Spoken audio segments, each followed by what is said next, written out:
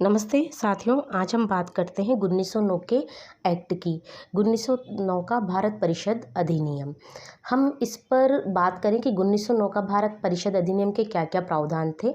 इसके पहले हम तत्कालीन शासन प्रणाली का जो ढांचा था उसे समझने की कोशिश करेंगे कि उस ढांचे में कार्यपालिका कौन थी, विधानमंडल कौन था और उनके क्या रोल थे। एक नज़र उस पर दौड़ाएंगे। तो सबसे पहले हम बात करते हैं तत्कालीन कार्यपालिका की।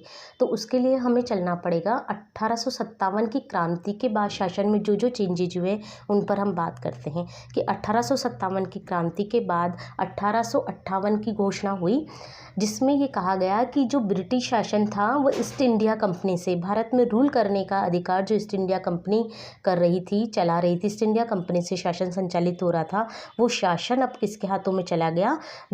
ब्रिटेन की महारानी विक्टोरिया के हाथों में शासन चला गया और भारत का शासन सीधे रूप से ब्रिटेन के हाथों में आ गया। और ब्रिटेन की ने इस शासन को करने के लिए, सुचारू रूप से शासन के संचालन के लिए एक व्यक्ति की नियुक्ति की, जिसे भारत मंत्री कहा जाता था या सेक्रेटरी ऑफ स्टेट कहा जाता था। इस सेक्रेटरी ऑफ स्टेट की सहायता और सलाह के लिए भी एक परिषद बना दी गई, एक कमेटी बना दी गई कुछ लोगों की। और ये जो सेक्रेटरी ऑफ स्टेट हुआ करता था, भारत मंत्री हुआ करता था, ये ब्रिटिश कैबिनेट का एक मेंबर हुआ करता था और कहें कि ये भारत के शासन के लिए रिस्पॉन्सिबल था। ब्रिटेन में भारत के शासन के लिए पूरी तरह से रिस्पॉन्सिबल था। तो ये जो भारत मंत्री था, सेक्रेटरी ऑफ स्टेट था, 1909 के एक्ट के समय ये लॉर्ड मार्ले थे और इनकी सहायता अब भारत में वास्तविक रूप से शासन करने के लिए या लॉर्ड मार्ले के प्रतिनिधि के रूप में, या कहें कि सेक्रेटरी ऑफ स्टेट के प्रतिनिधि के रूप में रिप्रेजेंट करने के लिए भारत में एक व्यक्ति की नियुक्ति की जाती थी, जिसे हम वायसराय कहते हैं। 1858 के संविधान के बाद, पहले इस एक्ट के बाद, और इससे पहले इसे गवर्नर जनरल कहा जाता था। तो ये गवर्नर जनरल 1909 के एक्ट के समय लॉर्ड मिंटो थे, उस समय 1909 के समय भारत के गवर्नर जनरल। और जो भारत में गवर्नर जनरल की सहायता के लिए भी एक कार्यकारी परिषद बना दी गई थी, जिसे ये जो परिषद हुआ करती थी पूरी तरह कहें कि पूरी तरह अभारतीय थी। इसमें एक भी भारतीय व्यक्ति नहीं हुआ करता था, पूरी तरह गवर्नर जनरल द्वारा मनोनीत थी, उसकी सलाह पे काम करती थी। और 1861 में ऐसा हुआ कि लॉर्ड कैनिंग जब वायसराय थे तब इसमें पोर्टफोलियो सिस्टम शुरू किया गया। पोर्टफोलियो सिस्टम का मतलब है कि इसके जो मेंबर होते थे उनके बीच में एक एक विभाग आवंटित, एक एक विभाग उनको दे दिया गया। तो एक तरीके से ये किसमें कन्वर्ट हो गई, ये हो गई कैबिनेट बन गई एक तरीके से। तो ये उस समय की कार्यपालिका हुआ करती थी, governor general plus governor general की कार्यकारी परिषद, ये उस समय की कार्यपालिका हुआ करती थी। ये जो मेंबर थे पूरी तरह मनोनीत मेंबर थे। इस मनोनीत मेंबर में पहली बार चेंज जो आया 1909 के एक्ट द्वारा आया था कि पहली बार इस गवर्नर जनरल की कार्यकारी परिषद, जिसमें 6 मेंबर हुआ करते थे उस समय, उसमें एक भारतीय को शामिल किया गया छठे मेंबर के रूप में। और पहली बार इसमें शामिल होने वाले भारतीय थे सत्येंद्र प्रसाद सिन्हा, और इन्हें दायित्व दिया गया, कानून मंत्री का दायित्व दिया गया। तो इस तरीके से ये इसमें शामिल हुए। अब बात करते हैं उस समय के विधानमंडल की। उस समय केंद्र में अलग विधानमंडल थे, प्रांतों में अलग विधानमंडल थे। केंद्रीय विधानमंडल को हम कह सकते हैं केंद्रीय विधान परिषद। इस केंद्रीय विधान परिषद में 3 तरह के प्रतिनिधि उस समय हुआ करते थे। एक को कह सकते हैं हम शासकीय, दूसरे को अशासकीय, और तीसरे मेंबर हुआ करते थे निर्वाचित।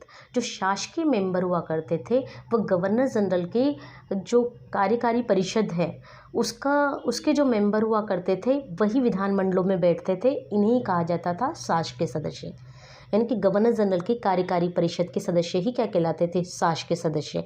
ये उसका भी हिस्सा हुआ करते थे और विधानमंडल का भी हिस्सा हुआ करते थे। एक तरीके से हम कह सकते हैं कि संसदीय प्रणाली शुरू से ही चली आ रही थी, है ना। और सेकंड में जो मेंबर थे वो थे अशासकीय मेंबर होते थे कि जिन्हें गवर्नर जनरल मनोनीत करते थे, नामांकित थे, परंतु वो उनकी कार्यकारी परिषद का हिस्सा नहीं हुआ करते थे, वो केवल विधानमंडलों का हिस्सा हुआ करते थे, विधानमंडलों के लिए मनोनीत होते थे। तो ऐसे मेंबर कहे जाते थे अशासकीय। तीसरे तरीके के मेंबर होते थे निर्वाचित। 1909 के एक्ट के द्वारा पहली बार निर्वाचन के सिद्धांत को मान्यता दी गई थी। ये निर्वाचित सदस्य जो थे, ये जनता द्वारा हम कहें कि जनता द्वारा प्रत्यक्ष रूप से निर्वाचित ना होकर अप्रत्यक्ष रूप से निर्वाचित थे। अप्रत्यक्ष रूप से निर्वाचन का मतलब है कि इनके निर्वाचन की प्रणाली बड़ी जटिल थी। पहले पार्षदों द्वारा फिर निर्वाचक मंडल बनते थे, फिर प्रांतीय लेवल पे चुना जाता था, फिर उसके आगे के लेवल केंद्रीय परिषदों के लिए चुना जाता था। तो काफ़ी बड़ा जटिल सा ढांचा था। हम कहें कि उस समय इस तरीके से निर्वाचन के वास्तविक सिद्धांत से इसे दूर रखा गया। एक तरीके से अप्रत्यक्ष निर्वाचन था ये उस समय की हम शासन प्रणाली की ये मोटा मोटा ढांचा हम देख रहे हैं। अब हम आते हैं कि 1909 के एक्ट में क्या किया गया। 1909 के एक्ट को कहा जाता है मार्ले मिंटो रिफॉर्म या मार्ले मिंटो सुधार अधिनियम। ये सेक्रेटरी ऑफ स्टेट मार्ले और गवर्नर जनरल लॉर्ड मिंटो दोनों की सलाह से लाया गया एक एक्ट था। इसके एक्ट के शुरू में ही लॉर्ड मार्ले ने ये कह दिया था कि अगर आप ये सोच रहे हैं कि हम भारत में इस एक्ट के द्वारा उत्तरदायी शासन लाएंगे तो इससे मेरा दूर दूर तक कोई संबंध नहीं है। अगर मेरा शासनकाल 20 साल और भी बढ़ा दिया जाए तो भी मैं भारत में उत्तरदायी शासन की कामना नहीं करूँगा। तो ये बात साफ थी कि 1909 का एक्ट एक रिफॉर्म मात्र था। उसका भारत की शासन व्यवस्था में कोई मूल परिवर्तन करने का कोई उद्देश्य नहीं था। जनता को इसमें सहभागी बनाने का कोई उद्देश्य नहीं था। इसका उद्देश्य क्या था ये हम आगे के इसके प्रावधानों में देखेंगे। तो 1909 के एक्ट के हम प्रावधानों पे आते हैं। सबसे पहला प्रावधान जो इसके पहले भी मैं दोहरा चुकी हूँ कि 1909 के एक्ट के द्वारा प्रथम बार गवर्नर जनरल की कार्यकारी परिषद में एक भारतीय की नियुक्ति की गई, सत्येंद्र प्रसाद सिन्हा। ये एक मेजर चेंज हुआ। सेकंड मेजर चेंज पे हम आते हैं कि विधान परिषदों की सदस्य संख्या बढ़ा दी गई। ये सब में कॉमन मिलेगा। आप हर एक एक्ट में ये लाइन जोड़ सकते हैं कि विधान परिषदों की सदस्य संख्या बढ़ा दी गई। 1909 के एक्ट के द्वारा ये 16 से बढ़ाकर 60 कर दी गई थी, है ना। हर एक्ट के द्वारा इसको बढ़ाते गए। और अब हम आते हैं तीसरी लाइन पर, है ना। तीसरी ये है कि विधान परिषदों के राइट्स बढ़ा दिए गए। पहले क्या था, 1861 का अधिनियम द्वारा केवल इनको ये राइट था कि केवल विधान परिषद एक कानून बनाएगी। उन कानूनों का अध्यारोहण या उन कानूनों पर मनमर्जी भी किसकी चलती थी, गवर्नर जनरल की मर्जी चलती थी कि वो उन कानूनों में किसी भी तरीके का संशोधन कर सकते थे। विधान परिषद जो कानून बनाती थी उनमें किसी भी तरीके का संशोधन करने का उनको राइट था। तो एक तरीके से उनकी शक्तियाँ नील थी। धीरे धीरे उनकी शक्तियाँ बढ़ा दी गई। 1892 द्वारा उन्हें और ज़्यादा राइट दिए गए। प्रश्न पूछने का राइट दिया गया, बजट पर बहस करने का अधिकार दिया गया। 1909 के एक्ट पर हम आए तो 1909 के एक्ट द्वारा विधान परिषदों को अनुपूरक प्रश्न पूछने का और बहस करने का, वोटिंग करने का राइट दिया गया।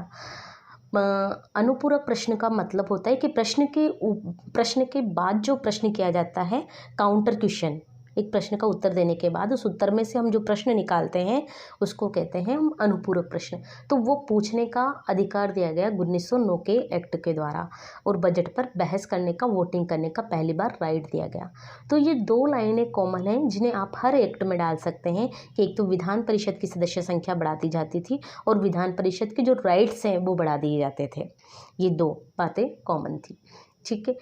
3 प्रावधानों पर हम बात कर चुके हैं। चौथे प्रावधान ये था कि पहली बार 1909 के एक्ट द्वारा पहली बार निर्वाचन के सिद्धांत को मान्यता दी गई और ये निर्वाचन एक तरीके से अप्रत्यक्ष था। सीधे जनता द्वारा निर्वाचन के सिद्धांत को मान्यता नहीं दी गई क्योंकि लॉर्ड मार्ले कह चुके हैं कि मेरा भारत में उत्तरदायी शासन की स्थापना से कोई भी लेना देना नहीं है ना। तो सीधे निर्वाचन के सिद्धांत को इन्होंने मान्यता नहीं दी, अप्रत्यक्ष निर्वाचन के सिद्धांत को पहली बार मान्यता दी गई, ये हम कह सकते हैं।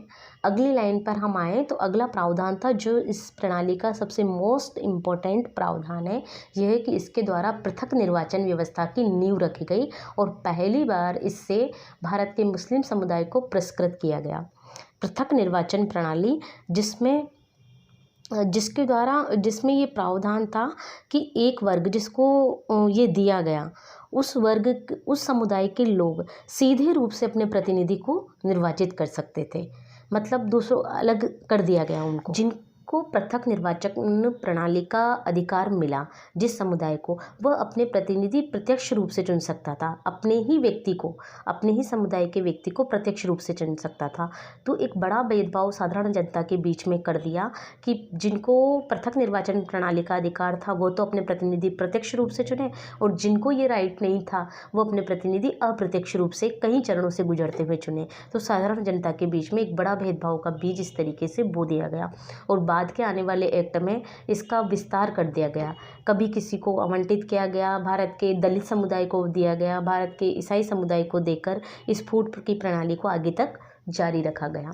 अब हम आते हैं इसके निष्कर्षों पर, या 1909 के एक्ट के क्या उद्देश्य थे और इसके रिजल्ट क्या रहे हैं, इस पर हम आते हैं। तो हम बात करते हैं कि 1905 में बंगाल विभाजन के बाद एक तरीके से भारत में राष्ट्रवाद की धारा फूटी थी, और राष्ट्रवाद का ज्वार बहुत जोरों पर था।